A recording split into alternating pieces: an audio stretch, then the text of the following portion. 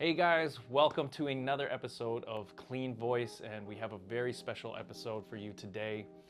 We have Josh Hacker from Clean Start and Dusty Shades, and he's been doing some amazing things here locally and also throughout SoCal when it comes to commercial cleaning and doing the most professional cleaning jobs you can really find in the area. So we wanted to highlight what he's been doing for this year and also during the pandemic. Josh, absolute pleasure to meet you. Yeah, man. And also have some time to just be able to pick your brain and for you to really share the cleaning activities that you have been conducting throughout the entire pandemic and also this year, highlighting some of the challenges that you've also been facing and really your impact on the community. So why don't you tell us a little bit about how you kind of got started in the whole cleaning business and really what kind of prompted you to get into this business from the industry that you originally were from? Sure. So I was originally in litigation, corporate litigation. I was not a lawyer, so you can trust me. Corporate litigation and, successful career, but I was traveling too much, life changes, divorce and whatever, and I needed to be home. I had little kids at home, and a buddy of mine was selling commercial cleaning services for a company down in Orange County, and he was sharing information with me on what they do and profit margins and processes and whatnot, and it's got in my head that that's something I could do. I could do that. I could build a commercial cleaning company, and I can be local and hear from my kids and all of that. So, of course, in my head, I was not going to be working in the company. I was just going to build a great company, and everybody else would be working for me, and that didn't happen. So yeah, it didn't quite pan out that way. So not even close. Could you maybe highlight why the cleaning business is not something you can quite do hands off? Well, I'll tell you, the first account that we got was through a potential account, and they wanted flooring services. They wanted us to come in with auto scrubbers and do this and that. Well, I hadn't even gotten that far. Auto scrubbers, I don't even know what that is yet, really. What are we doing? So I found a guy that was willing to come in and train me that had his own company. So I wasn't going to hire any employees. I needed to know how to do this stuff. I didn't know anything. Yeah. I was going to build a company in an industry that I didn't know anything. So I learned in short order that I needed to know what was going on, how does operation work, right? Because it was not as simple as it was in my mind. So this guy came down, we did these floors. It was a huge learning process. First night, first job of the new company, first night I slipped and cracked my wrist. Oof. Yeah, because I didn't know how to use the auto scrubber. Right. It was swinging. So, yeah, it was swinging. You. And he was like, dude, you just let it go, let it do its thing. Yeah. Don't fight it. And then from there, I got a hair salon, and I got a nail salon, and then a small office, and I was doing it all myself. And I did it myself for about a year, and then I brought on one employee, and I had that employee for about 6 months, and then I had another employee. I'm still working also because I'm adding. And then eventually I got to where I could work less at night. I could have 2 or 3 employees doing what we had, and I could focus more on now going out and growing the business. Right. So Josh, just to emphasize, you were coming from corporate litigation. And what year did you get into cleaning? 2016. 2016. So essentially you were able to pioneer the business, grow the business, then 2020 hits. What's life like now? 2020 hits. So we were working at, we had a decent base of clients, a lot of larger office buildings, one school district that we were servicing, and kids go away. And I didn't know what we were going to do. At a lot of our office buildings, the tenants were at home. So we went from 5 days a week cleaning these office spaces to stopping by on Monday and just making sure that toilet paper was full, wiping down for those that did come to the office. So things drastically changed, but there was a need coming, a wave of a need coming for disinfecting, sanitizing. You know, I think we were all scrambling, not knowing what to do, but safety was a concern. You know, you didn't want to go in the grocery store without gloves on and masks, and some people went extreme and others didn't care. But there was a concern for health safety. So that wave hit, and we got into disinfecting, got a bunch of equipment for it, a bunch of chemicals for it, and when kids started to come back to school, a little bit here and there, gosh, that would be the following year. But teachers were still at the schools. They were teaching Zoom meetings or whatever, but they were in their classrooms. Yeah. So there were still people on campus. So now the schools needed their campuses to be disinfected. So we were able to supply that for the schools, all of the fogging machines that we had. Then came the kids back in. Now they needed, you know, high touch points and restrooms to be disinfected during the day. Meanwhile, you know, the custodians are doing their regular job, and we were coming in and fogging all the schools every square inch at night. Right. So we really were able to ramp up manpower, equipment, supplies, and support. We were supporting a couple of school districts in San Bernardino, a couple of school districts out in LA County.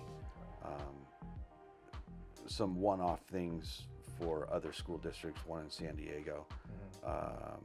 But on a nightly basis, we were going out and servicing, and a daily and nightly basis, we were going out and servicing over 90 schools. Wow. 5 days a week. Wow, that's great work. I understand you're also a family man, Josh.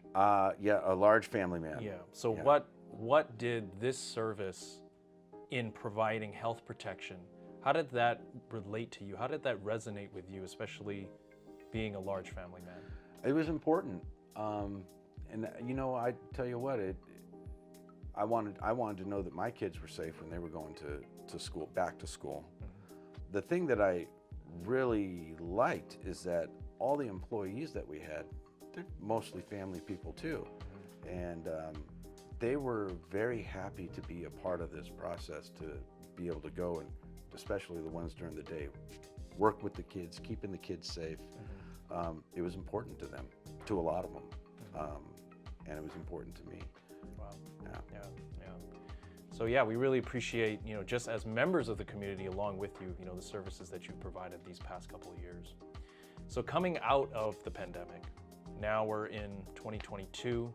Things are a little bit different now, the terrain, huh? So maybe if you could share a little bit more about that. Things are different. So school districts, we were at about half of what we were doing through the summertime, and then come August, all of the school districts were and are currently looking to get back to normal.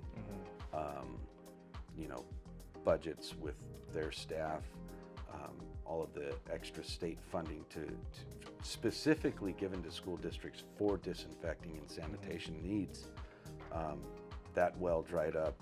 So they needed to get back to operating pre-pandemic. Right. And a lot of the, like Fontana School District for one, they put in scrubbers in their air duct systems, and they did a lot of things to be able to do that. You can't see it, but it's happening. So that was good. But for us as a company, a lot of that business went away. So currently we're refocused on going back, original game plan of wide and shallow, a lot of clientele, a lot of local community business that we can support. But also that's where Dusty Shades comes in. We started this new company to serve the residential clientele. So if you could provide us if there are commercial cleaners out there, maybe they're thinking about getting into the business. Is it a good time to get into the business? Is there a positive outlook for the future in cleaning? It's always, I think, a good time to get into the business. And I think that a lot of the public realize how important cleaning is now after the pandemic. You know, it was it's a necessity, but it was pretty just common. Like, people didn't pay too much attention to the need for it. Right. Now they kind of feel the need for it. They like having their house clean. They like knowing it's going to be clean, or their office is clean. A lot of office tenants, it is a priority that their office is clean, for their employees, for the employees, for themselves. So I think just a lot of awareness around cleanliness and sanitation for the whole public really brings an opportunity for somebody that wants to get into the business. It's a lot of work. It's a lot of dedication. It's a lot of training once you get to the point that you have employees. How many employees do you have currently? Currently we have, 22. 4 months ago we had 111. So that was tough because of the schools and whatnot. So hopefully be able to bring some of them back with the house cleaning sooner than later. But process is important. Everything that we do is documented, trainable, it's repeatable, it's defensible. That's part of the litigation. Yeah, exactly. Right, I'm like, there, that's legal talk right yeah, now. that's legal talk. But it matters, Yeah, right? You want to absolutely. be able to point somebody to what they're doing, and they can follow it as simple as it can be. So there's no questions. We use a lot of technology for tracking, for checklists, for inventory, GPS tracking, clocking in, out, all that stuff, communicating. Our clients have access to that. So we're a very transparent company. I think communication is huge. You know, first time I want to tell a client years ago, like, hey, something bad happened, or we broke something, or I don't want to tell the client that.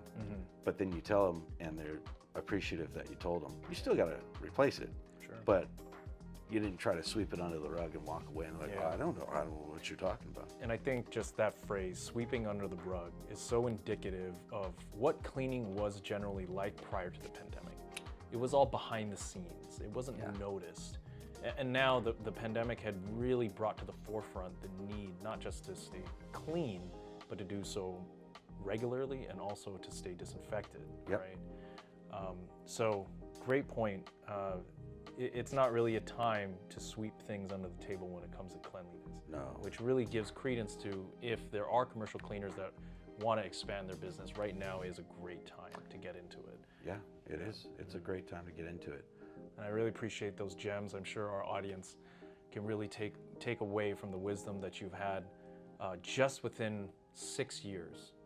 I'm sure it's been a roller coaster, to say the least. It's been a good time. Yeah, it's been a good time. Right.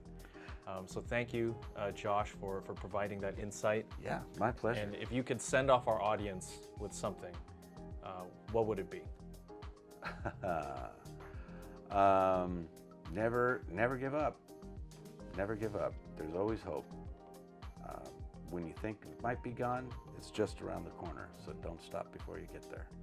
You hear that? Never give up, never surrender. Galaxy Quest. All right, guys, we appreciate you guys tuning in today for our latest episode of Clean Voice. Again, we're with Josh Hacker at Clean Start and Dusty Shades for retail cleaning and commercial cleaning services all throughout SoCal. Give him a follow, give him a call. He's going to provide the most professional services that you can imagine. So take care, guys, and we'll see you on the next one. Bye.